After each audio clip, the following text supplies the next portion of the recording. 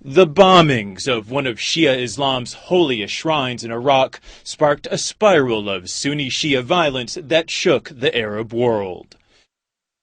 In Iraq, Lebanon, Jordan, Yemen, and Saudi Arabia, for example, tensions between the Muslim sects are never far from view.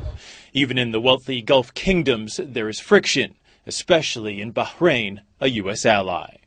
But Bahrain's king, in an exclusive interview with CNN, is eager to play that down. Accepting one another. It's always been in Bahrain. The king was recently in London, meeting with Jewish Bahraini expatriates. Critics say he should reach across the religious divide in his own country first. Many of Bahrain's Shia Muslim majority claim the kingdom's Sunni ruling elite discriminate against Shia in employment, housing, and services. There were riots last year.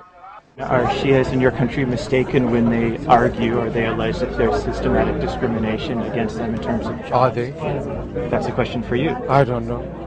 I've never heard this argument.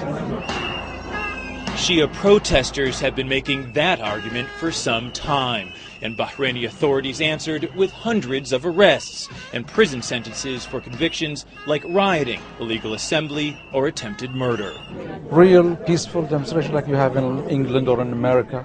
Well, with respect, Your Excellency, if they were peaceful, then why would your courts have convicted some of these demonstrators for inciting violence or setting fire? No, those are the ones that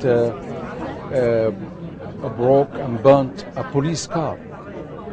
So that was an act of violence only, not because of they are Sunni or Shia.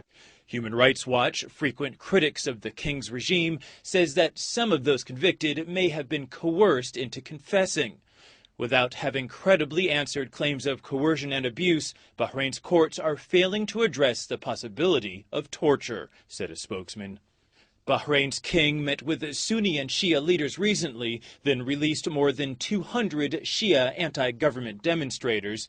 Shia have also won seats in Bahrain's parliament, and the king says sectarian tensions in his country are minimal relative to his neighbors.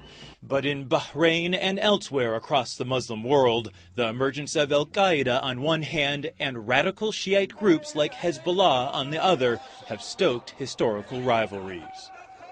The invasion of Iraq unleashed the whole debate of the difference and the animosities between Sunni and Shia Muslims. But add into that mix al-Qaeda terrorism, and you discover that there are layers and layers of debate among Muslims. And that debate is likely to resonate through the Gulf and far beyond for decades to come. Alfonso Van Marsh, CNN, London.